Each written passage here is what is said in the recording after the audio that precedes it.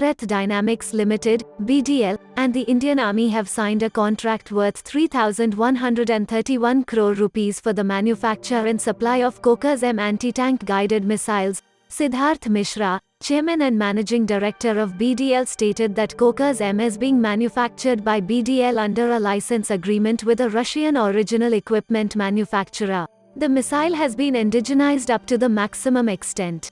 BDL is also offering Konkur missiles for export to friendly foreign countries. Bharat Dynamics has augmented its manufacturing capacity to meet the domestic as well as overseas demand for Konkur. As a part of its global outreach, BDL is also offering man-portable anti-tank guided missiles for export. Konkur is a second-generation, mechanized infantry anti-tank guided missile to destroy armored vehicles equipped with explosive reactive armor.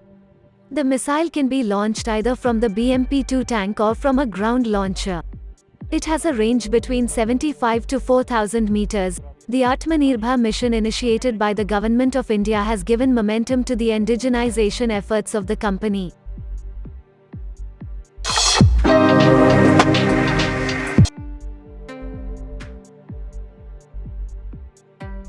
DRDO has finalized the Desi version of medium-range version of surface-to-air missile, MRSAM, with a range of 150 kilometers.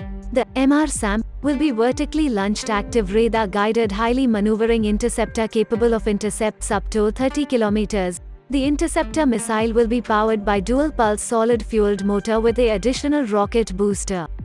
The Israel components in the new MRSAM will be replaced by Indian components. The new interceptor missile will be a part of long-range air defense system that DRDO is working on, and it will similar to S-400 class that has been already acquired and deployed by India.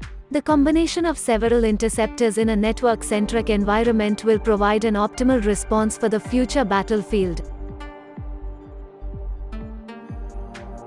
However, IAI of Israel has already completed the test of a new Barak 8 extended range interceptor, which is same class as DRDO developing, on the 22nd of March 2021. The extended range interceptor reaches an altitude of 30 kilometers and a range of 150 kilometers. In a new revelation about China hiding its losses in the Galwan Valley clash with India in June 2020, new research has shown that the People's Liberation Army lost at least 9 times more soldiers than its official count of 4, at least 38 PLA troops drowned while crossing a fast-flowing, sub-zero river in darkness, according to an article in the Australian newspaper.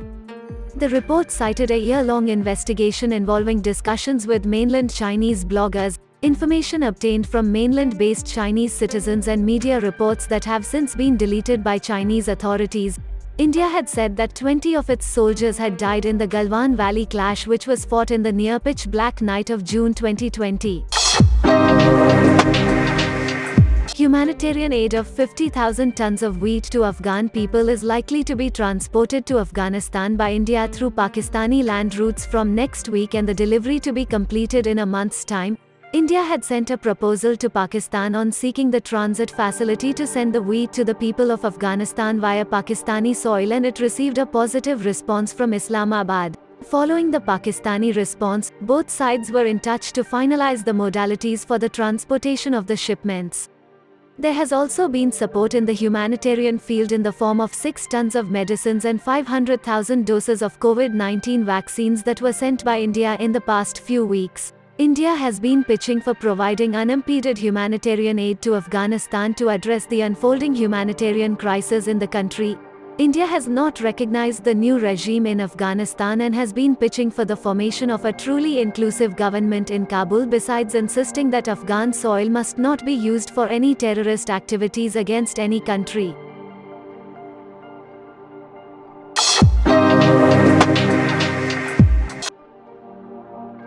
Oman's DUQM port has become a key part of India's attempts to prevent China from enlarging its string of pearls. India gained access to the port of DUQM in 2018 after Modi's fruitful talks with the Omani government.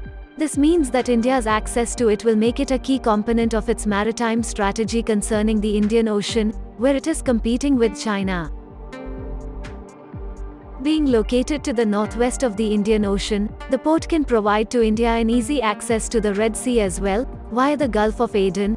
When PM Modi had visited Muscat in 2018, 8 agreements had been signed between the two governments. One of these was between the defense ministries of the two nations, that gave Indian military vessels access to the port for dry dock maintenance.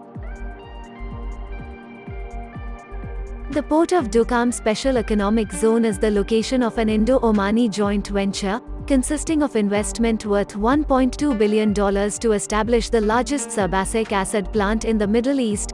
A memorandum of understanding was signed in 2017 by the DUQM Development Company with Adani Ports and SEZ Limited in New Delhi to explore better investment opportunities in the DUQM SAZ.